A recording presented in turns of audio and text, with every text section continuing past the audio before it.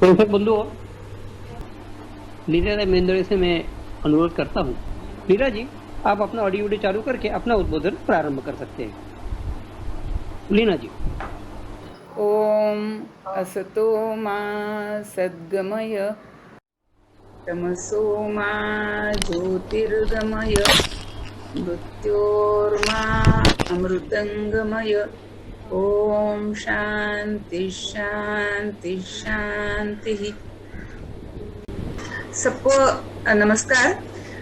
कल हम लोग इस बात पर पहुंचे थे कि हमारे देश की जो भारतीय जो संस्कृति जिसको हम कहते हैं, उसका भविष्य हमें कैसा दिखता है, उस पर हमें कोई संकट दिखता है, कोई उसके अंदर हमें अपॉर्चुनिटी दिखती है, जिसको हम स्वॉट एनालिसिस कहते हैं। स्ट्रेंथ क्या है,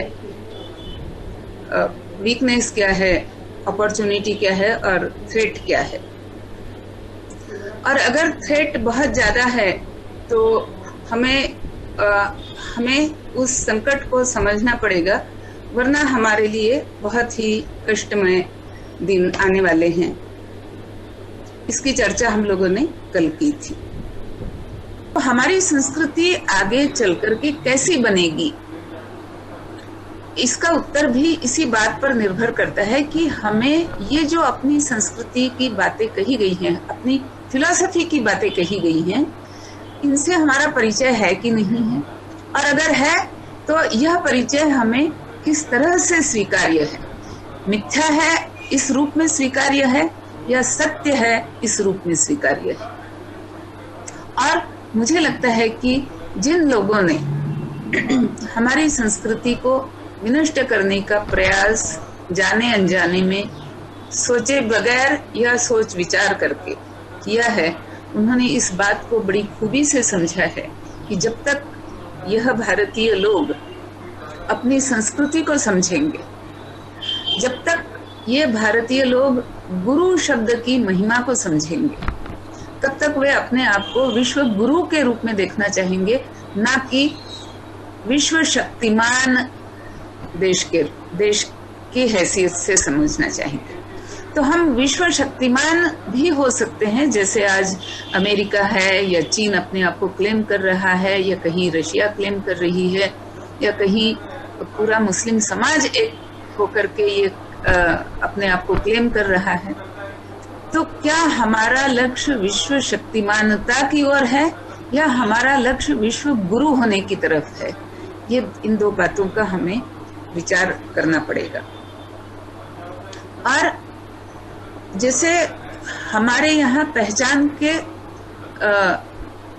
जो 4 तरीके बताए गए, 4 निकष बताए गए हैं, क्या आपका समाज, आपका राष्ट्र और आपके राष्ट्र और समाज के अधिकांश व्यक्ति धर्म में विश्वास रखते हैं, धर्माचरण में विश्वास रखते हैं? और जब धर्माचरण की बात आती है तो मुझे लगता है कि सबसे बड़ा धर्म जो है विश्व का, वह है सत्य। और यहाँ मैं धर्म शब्द का अर्थ वही ले रही हूँ जो हमारे वाङ्मय में है, अर्थात जो प्रकृति के नियमों के सम्मत है वह धर्म है। क्योंकि प्रकृति को धारण किया जा सके, समाज को धारण किया जा सके, वह धर्म है। अर्थात जो प्रकृति के नियमानुकूल है वह धर्म है। अगर आज रात है अभी, तो अभी मैं सो जाऊं, यही मेरा धर्म है। अगर आज दिन है तो मैं उठ करके काम करूं, यही मेरा धर्म है। तो इस धर्म की व्याख्या में सत्य कहाँ आता है? क्योंकि सत्य को हम दूसरे तरह की धार्मिकता के साथ जोड़ करके देखते हैं। तो इसलिए मुझे लगता है कि इसकी थोड़ी सी व्याख्या मुझे करनी पड़ेगी कि सत्य क्या है। क्या यह प्रकृति का धर्म है सत्य? तो इसका उत्तर है जी हाँ। क्योंकि जब आप सत्य नहीं बोलते हैं तो आप अपनी ऊर्जा का विनाश करते हैं, क्योंकि आपके मन में कुछ अलग बात आती है और आपके मुंह पर आपकी वाणी में कुछ अलग बात प्रकट होती है, तो आपको एक ही काम के लिए 2 बार अपनी ऊर्जा खर्च करनी पड़ी, अर्थात आपकी आधी ऊर्जा व्यय हो गई, बिना व्यर्थ हो गई। और प्रकृति ऐसी व्यर्थता को प्रकृति कभी क्षमा नहीं करती है। और प्रकृति का पहला नियम है, ये प्रकृति धर्म है, कि जो गलती हुई उसकी सजा अवश्य मिलती है। अब आपके हाथ में है कि वह सजा या तो दोषी को मिले, या दोषी को अगर आपको बचाना है तो वह सजा पूरे समाज को मिलेगी। इसलिए सत्य जो है यह प्रकृति का धर्म है, और इसे हमारे मनीषियों ने पहचाना और इसीलिए कहा सत्यमेव जयते। तो क्या ये हमें मान्य है कि यह हमारे लिए गौरव की बात है? और जब तक यह गौरव हमारे पास नहीं रहेगा तब तक मुझे लगता है कि भारतीय संस्कृति का भविष्य मुझे बड़ा ही फीका, धुंधला और एक जैसे कहा जा सकता है कि कगार पर हम खड़े हैं, पर्वत के ऊंचे शिखर के ऐसे जगह पर कि जहां से अगर आपने एक पग आगे बढ़ाया तो आप नीचे गिरने वाले हैं, खाई में गिरने वाले हैं। ऐसी कगार पर हम खड़े हैं। तो क्या उस कगार पर हम अपना झंडा गाड़ करके विजय पताका लहराते हुए और सावधान होकर के और बहुत लंबे भविष्य की ओर देखते हुए अपने को बचाते हुए खड़े रह पाएंगे, या उस कगार से हम गिर करके नष्ट होने वाले हैं? ये बात है। तो मैं ये कह रही थी कि हमारी सभ्यता ने, हमारी संस्कृति ने आपको 4 निकष बताए। उसमें पहला निकष बताया है धर्म का, दूसरा निकष बताया है अर्थ का, तीसरा निकष बताया है काम का अर्थात उपभोग का, और चौथा निकष बताया है मोक्ष का। और मोक्ष की संज्ञा, मोक्ष का वर्णन जो मैं समझती हूँ वो यही है कि जब आप उस ज्ञान की पराकाष्ठा पर पहुंच जाते हैं जहां आप संसार के सुख दुखों से मुक्त हो जाते हैं, वह मुक्ति जब आपको प्राप्त होती है तो आपको समाज की ओर वापस मुड़ करके समाज को दिशा निर्देश करना होता है। और मेरे विचार से वही मोक्ष की व्याख्या है, न किसी अन्यत्र कहीं कोई स्वर्ग है और वहां मैं जाकर के स्वर्ग का सुख लेने वाली हूँ, ऐसी मेरी मोक्ष की व्याख्या नहीं है। और जिनके लिए वह मोक्ष की व्याख्या हो उनके लिए नचिकेत की कहानी मैं कहूंगी कि आग्रह पूर्वक कि उसे अवश्य पढ़िए, जहाँ नचिकेत ने कहा कि मुझे यह स्वर्ग सुख नहीं चाहिए, मुझे इससे परे जो ज्ञान है वह ज्ञान चाहिए। और वह ज्ञान यमराज से ले करके नचिकेत वापस पृथ्वी पर आया और पृथ्वी पर जिया, और उसका जो संवाद हुआ यमराज के साथ वही आज हम कठोपनिषद में पाते हैं। तो मोक्ष का अर्थ वापस समाज की तरफ मुड़ना ये है।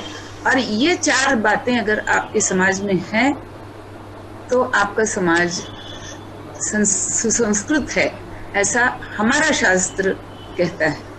और हमें यही देखना पड़ेगा कि हमारे पास स्ट्रेंथ्स क्या क्या हैं। तो जैसे मैंने कहा कि हमारे पास बहुत विपुल शब्द भंडार है, अर्थात विचार की शक्ति हमारे पास बहुत है, लेकिन हम उसे आज अन्वेषणा में नहीं लगा पा रहे हैं। जो कल मैंने बात कही थी चीन का उदाहरण देकर के कि चीन के पास आज अन्वेषणा की क्षमता है, आविष्कार करने की क्षमता है, क्योंकि उसने अपनी मातृभाषा पर, अपनी देश की भाषा पर बहुत अधिक ध्यान दिया। वह ध्यान हमने भुला दिया तो आज हमारे देश में रिसर्च का माहौल करीब करीब 0 पर आ पहुंचा है। इसको आगे लाए बिना हमारी देश की समृद्धि, और समृद्धि से अधिक मैं चिंतित हूं कि उस समृद्धि में अभ्युदय होगा या नहीं होगा। तो हमारे देश का अभ्युदय। दूसरी एक बात, जहां हमारे पास क्षमता है लेकिन हम उसको कचरे में डाल रहे हैं। तो एक तो मैंने बताया कि हमारे पास भाषाओं की क्षमता है, उसको हमने कचरे में डाल दिया है। हमारे पास तत्व चिंतन की क्षमता है, तत्व दर्शन हमारे पास है, उसको हमने कचरे में डाल दिया है। हमारे पास एक ज्ञान के प्रसरण का तरीके हमारे गुरुओं ने अलग अलग प्रकार से बताए हैं। तो आज अगर आप पश्चिमी देश में जो शिक्षा की प्रणाली है उसको अगर आप देखते हैं, ज्ञान की प्रणाली अगर आप देखते हैं, तो आपको वो मोनोलिथिक दिखाई पड़ेगा। एक ही ढर्रे से वो विश्वास रखते हैं कि केवल इसी ढर्रे से पढ़ाई हो सकती है, इसी ढर्रे से ज्ञान बढ़ सकता है, इसी ढर्रे से ज्ञान पाया जा सकता है। जबकि हमारे देश में ज्ञान पाने के लिए अलग अलग रास्ते बताए गए हैं। तो उन रास्तों की जानकारी हमारे पास है, हम उसका प्रयोग किए बगैर उनको भी हमने कचरे में डालने की ठान रखी है। हमारे पास, मैंने कहा कि वनस्पतियों की बहुतायत है। जितनी बायोडायवर्सिटी वनस्पति के क्षेत्र में हमारे देश में है उतनी कहीं नहीं है। और उस बायोडायवर्सिटी को पढ़ाई करते हुए, अध्ययन करते हुए, हमने आयुर्वेद नामक एक बहुत अच्छी चिकित्सा प्रणाली हमारे देश में आज सहस्रों वर्षों से चली आ रही है। आज हम उसको कचरे में डालने के लिए तुले हुए हैं। हमारे पास अत्युत्तम गोधन है जो संसार के किसी भी देश से अधिक अच्छा और अधिक संख्या में गोधन हमारे देश में है, लेकिन हमने उसको भी कचरे में डाल रखा है। हमने दो बातें की हैं अपने गोधन के विषय में और अपनी कृषि के विषय में। पहले तो हमने कहा कि कृषि को रासायनिक खादों से भर दो ताकि अधिक अन्न उपजे, और ये करते करते हम ये हिसाब रखना भूल गए कि जब हम अधिक अन्न उपजा रहे हैं तो क्या वह अन्न पोषक भी है, क्या वह अन्न विषमय है या विषमुक्त है। ये सारी बातें पूछना हम भूल गए। पहले वर्ष में रासायनिक खाद डालकर के जो बहुत उत्पन्न आया तो हम बड़े खुश हुए। फिर दूसरे, तीसरे, चौथे, 20वें, 50वें, 70वें वर्ष तक हम वही करते रहे और इस बात को नापना हम भूल गए कि जो विष हम रासायनिक खाद के माध्यम से कृषि में डाल रहे हैं, क्या वह विष एक्यूमुलेट होते होते, जमा होते होते अब हमारे अन्न में उतर रहा है। इस बात की सोच, इस बात का विचार, इस बात का शोध और इस बात का चिंतन और इस बात की दखल लेना हम भूल गए। तो अब हुआ यह है कि एक तरफ हमने कृषि को खराब करने की दिशा में मोड़ दिया है, दूसरी तरफ हमारे गोधन को हमने क्रॉस ब्रीड के चक्कर में हमारे देश की जो नस्लें थी, हमारे देश का जो गोधन था, उसकी जो ब्रीड्स थी, उनको नष्ट करके हम सारी की सारी क्रॉस ब्रीड ले आए हैं। और आयुर्वेद में अगर आप किसी भी वैद्य से कहेंगे, पूछेंगे तो वो कहेगा कि जो रिजल्ट्स हमें देशी गोधन से मिलता है वह हमें क्रॉस ब्रीड से नहीं मिलता है।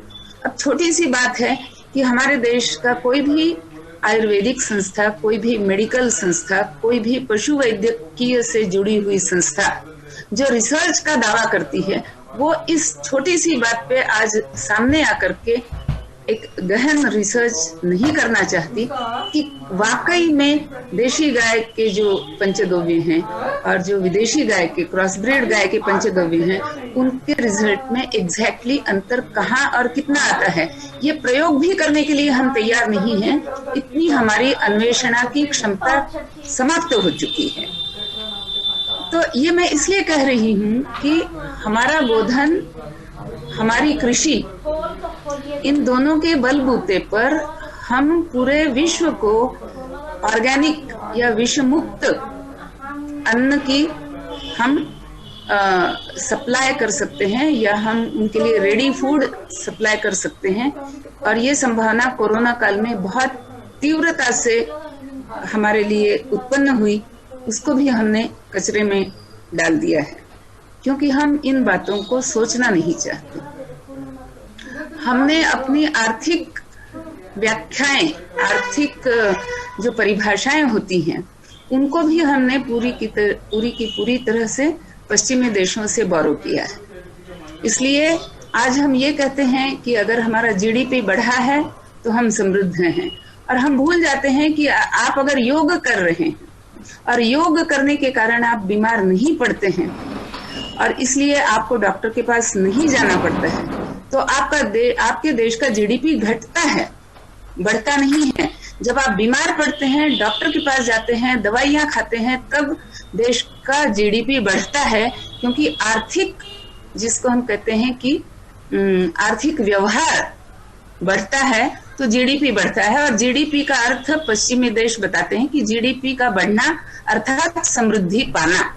तो समृद्धि का अर्थ है जीडीपी, जीडीपी का अर्थ है आर्थिक व्यवहार बढ़े, आर्थिक व्यवहार बढ़ने का अर्थ है आप जल्दी से जल्दी रोजाना बहुत सारी बीमारियां लेकर के बीमार पड़ते रहें, डॉक्टर के पास जाते रहें, दवाइयां खरीदते रहें, दवाइयां खाते रहें, ताकि देश का जीडीपी बढ़ेगा। तो आपने देखा ये विरोधाभास कि स्वास्थ्य को हम देश की समृद्धि का प्रतीक नहीं मानते हैं, क्योंकि जब देश की जनता, देश का व्यक्ति स्वस्थ है तो वह डॉक्टर के पास नहीं जा रहा है, वो देश की जीडीपी को खतरे में डाल रहा है। तो इस ऐसी विरोधाभासी परिभाषाओं को हमने स्वीकार किया, क्योंकि जो हमारे पास जो आर्थिक अभ्युदय की परिभाषाएं थी, उनको हमने कहा कि ये तो मिथ्या है, मैथोलॉजी है, मिथक है, असत्य है, झूठ है। तो इस बात को हमें पहचानना होगा कि ऐसा हम क्यों कर रहे हैं, हम ये किसके बहकावे में आकर के कर रहे हैं, और क्या हम उन्हें दोष देंगे जो हमें बहकाना चाहते हैं, या हम अपना दोष स्वीकार करेंगे कि हमारी आत्मकुंठा इतनी अधिक है कि हम उन तमाम दोषों को स्वीकार करने के लिए तैयार हैं जो दोष हम पे थोपे जा रहे हैं। हमसे ये कहा जा रहा है कि अगर तुम मिट्टी में हाथ डालते हो, अगर तुम गोबर से घर को या आंगन को लीपते हो, अर्थात अगर तुम गोबर में हाथ डालते हो तो तुम गंवार हो, क्षुद्र हो, तुम पे हंसा जा सकता है, तुम पे थूका जा सकता है। और वो हमें और पढ़ाते हैं कि अच्छा मान लो भूले भटके तुम्हें कहीं मिट्टी में या गोबर में हाथ डालने की जरूरत भी पड़ जाए ना, तो क्या करना, हम तुम्हें ग्लोव्स सप्लाई करेंगे, तुम ग्लोव्स पहनना, और वो वन टाइम यूज वाले ग्लोव्स होंगे, उन्हें पहन करके तुम अपना मिट्टी या खेत का या गोबर का काम कर लेना, फिर उन ग्लोव्स को उतार करके तुम फेंक देना और हमसे अगले दिन के लिए नया ग्लोव खरीद लेना। तो ग्लोव्स हम ये भूल रहे हैं। अब देखिए कि अगर एक व्यक्ति ग्लोव्स पहन करके मिट्टी में हाथ डाल रहा है, ग्लोव्स पहन करके खेती कर रहा है, तो हम कहेंगे वाह क्या समझदार, क्या आधुनिक, क्या विज्ञान परस्त ये व्यक्ति है। और अगर वह व्यक्ति हाथ से खेती, अपने खेत में कोई बीज बो रहा है, घास उखाड़ रहा है, मिट्टी के बड़े बड़े ढेलों को हाथ से छोटा कर रहा है, या हाथ से अगर वो मिट्टी में कुछ भी काम कर रहा है, उसके हाथ में अगर मिट्टी लगी है तो हम कहते हैं ओ ये तो हंसने लायक, थूकने लायक गवार हो गया। तो ये परिभाषा हम जब तक स्वीकार कर रहे हैं तब तक मुझे लगता है कि हमारी संस्कृति को बहुत बड़ा खतरा है। और इस ग्लानि से हम कैसे बचें, ये मुझे लगता है कि हमारे सामने सोचने का सबसे बड़ा एक प्रश्न आता है।